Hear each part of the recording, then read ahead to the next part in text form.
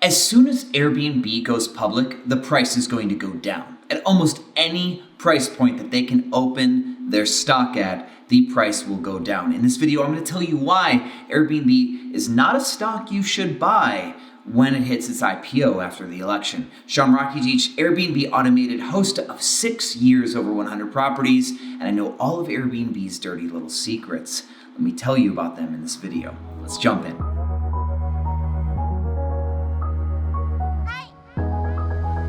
Welcome back, Airbnb family. So in this video, I want to talk to you about Airbnb's IPO. It's coming up. Some news, some very recent news, and some context from everything that's happened over the last year, and some inside scoop stuff from hosts. So that way you can make up your mind if you're thinking about buying Airbnb when the IPO hits. I'm going to tell you why I think it's going to go down. I'm pretty confident it's going to go down. So number one, hot off the press, Airbnb is banning one-night reservations in homes for Friday and Saturday on any Halloween weekend reservations. So all reservations that were currently booked, that were just one-night stays, have been canceled, and the guests have gotten refunds. And if they want to book again, they can rebook, but they have to stay longer than one night. Now, this is because last year there was a Halloween party that got thrown in California and people died.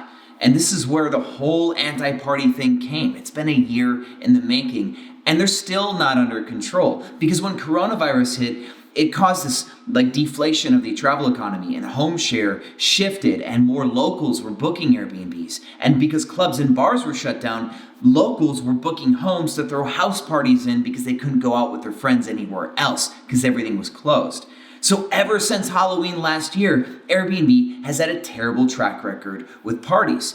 Now, what this means for revenue is pretty significant because it's not going to end Halloween. If this is a change that they plan on making in the future, there won't be one-night reservations New Year's Eve either, will there? And this means that all of these typical holidays that have a spike in the hotel industry, the Airbnb community will have to back out of that cash grab, and it will ultimately lead to less revenue for hosts and less revenue for Airbnb. Now, Airbnb is not the only player in the game. There are other platforms that people can host their properties on, and we do as well. We can just go to VRBO, HomeAway, or Booking.com if we want to get a better Halloween price or a better New Year's Eve price. And travelers who want to book a one night can still go other places too. So this one night ban is actually just going to drive people away from the platform a little bit. Airbnb cannot afford to make these mistakes. They cannot afford to lose money. And let me tell you a story for color. See, I, as an Airbnb influencer here on YouTube, I was reached out to by a company out of Austin that does marketing on behalf of Airbnb. I believe the company's name was Impact. And I signed an agreement with Impact and Airbnb to promote their service to get more people to become hosts, to become Airbnb hosts. And this ran on for a few months, a couple months at least, before COVID hit, and they shut down all their referral programs.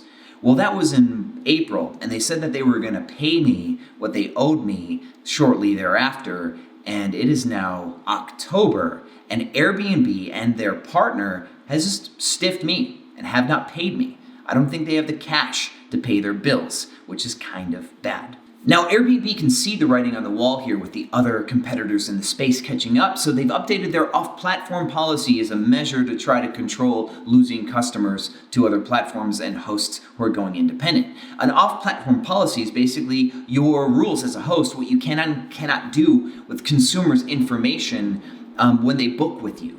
And there's two layers to this that's kind of crazy. First off, they want to prevent hosts from reaching out to guests for marketing in the future without expressed consent. So you can't use their information to let them know that you have your properties available in the future. Even though they stayed with you and you exchanged phone numbers, you're not allowed to do any of this off-platform because it's against Airbnb's policies. You can't also communicate on WhatsApp or text message in order to bypass the Airbnb system. So they're being really strict with their wording here. But what this tells you too is a legal trap that Airbnb is going to get themselves into, which is that they own the reservations, they own the information, and they're telling hosts what they can and cannot do with this data. And so essentially the relationship that Airbnb is trying to argue is that they just put the guest and the host in the same room together and they just facilitate, they're just booking platform. But Airbnb's off-platform policy overrides some of the freedoms that a host would have. So now, if there's a liability that pops up, like for example, I had a consulting call with a person out of Houston who is a squatter who's from Airbnb. That person defrauded Airbnb, made a payment, but that payment got reversed. And so 2 weeks into someone's stay, Airbnb reached out to the host and said, hey, we can't pay you for this reservation because we didn't get paid. So I told that host that because of blank off-platform policy, just like I explained to you, the relationship with Airbnb and the guest is actually that the guest is owned by Airbnb. The guest's user account, the guest behavior, all of that guest side stuff is owned by Airbnb.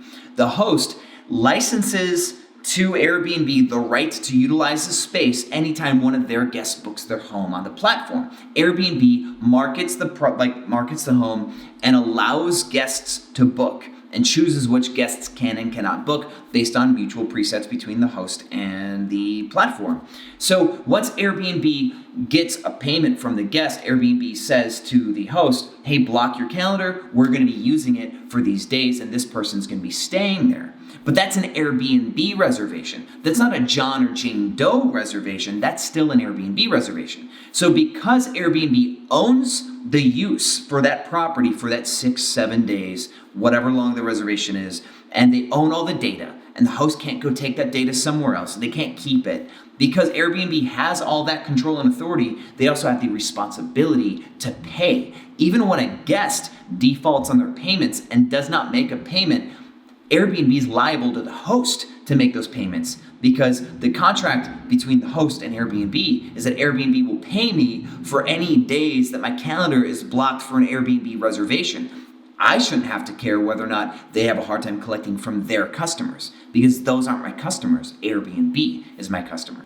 Now, this could eventually cause a domino effect that causes a huge amount of losses against Airbnb when people go and file, say, a class action lawsuit or like mass arbitration against Airbnb to seek reparations for money that was taken from them wrongfully because Airbnb slipped in this whole we didn't get paid so you're not getting paid thing. And this could lead to millions of dollars of loss if it ever comes due and Airbnb has to write that check. Other platforms see the huge opportunity here to take the lead from Airbnb. And that's why VRBO reached out to me about a marketing agreement, which I made with them, very much similar to the one that Airbnb did not pay me for. So there's going to be a link in the description of this video where you could sign up for VRBO and put your home on VRBO. And that's part of my marketing agreement. I'll be making VRBO videos on this channel here in the near future.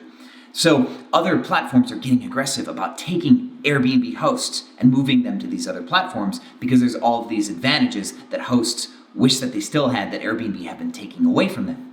Now, Airbnb is not going to go out of business. Airbnb's business model, if run well and run lean, is profitable. They've almost always been profitable only until recently. Now, Airbnb CEO did say in his own words that Airbnb has lost its way, and this is largely where their losses have come from. They've been spending money on things that they shouldn't be spending money on, trying to do cool stuff that was outside the core of their business model. But the CEO, when he started this business, he was not a business owner. He was actually not even really that business savvy. He went to the School of Design, moved to California just to start any business, and he tried to start roommates.com essentially and found out a month later that roommates.com was already taken. He couldn't even do the market research just to search roommates.com to see if it was already something. And this lack of common sense and lack of decisiveness has really played out with the way that he's run Airbnb or has not run Airbnb. Now, there are actually investors that want him out and would not invest in the most recent round of debt that they took on unless he stepped down.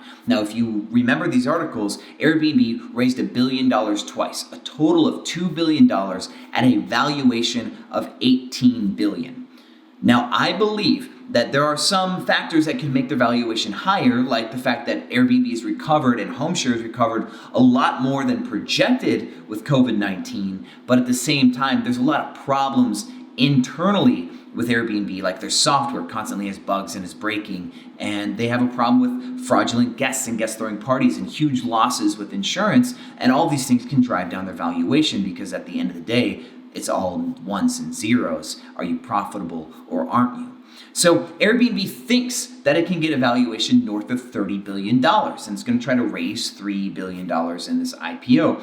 And I don't think it's going to go for that. I think Airbnb will hit maybe a $22 billion valuation optimistically by the time that they run for IPO. I don't think people are going to buy it at 30 something billion. And I think that after it comes out as a $22 billion company, it's going to drop, and it's going to drop 30 to 50%. It might be an $8 billion company by the time it check marks at the bottom. That's really where I think Airbnb belongs until they get their stuff straight and they start to actually become the leader of home share like they used to be. With the problems with guests and with their slashing of their marketing budget and removing enterprise managers to help bigger businesses like us and removing the affiliate referral agreements to encourage new host adoption, and they're locking up all the regulations and becoming way more procedural and losing their culture and losing the love that is Airbnb. These are all the reasons why I believe Airbnb will indeed go down as soon as it hits its IPO. Unless it opens for like $10 billion instead of 20 something, it's going down. Now I want to hear what you think. I want to hear it in the comments. Do you think Airbnb is going to perform well as an IPO? Do you think it's going to crash like I think? And even though it's strange that a host who makes millions of dollars per year on the Airbnb platform has such a negative outlook on Airbnb, but as you've seen in my previous videos, Airbnb is just a platform. It used to be my favorite thing in the world, but it's just a way for me to make money, and it's one of many ways for me to make money with my properties, right? So with that said, be smart, invest smart, and if you're an Airbnb host, you probably shouldn't buy Airbnb stock anyway because you're putting all of your eggs in one basket. With that said, thank you so much for watching, and I'll see you on the other side.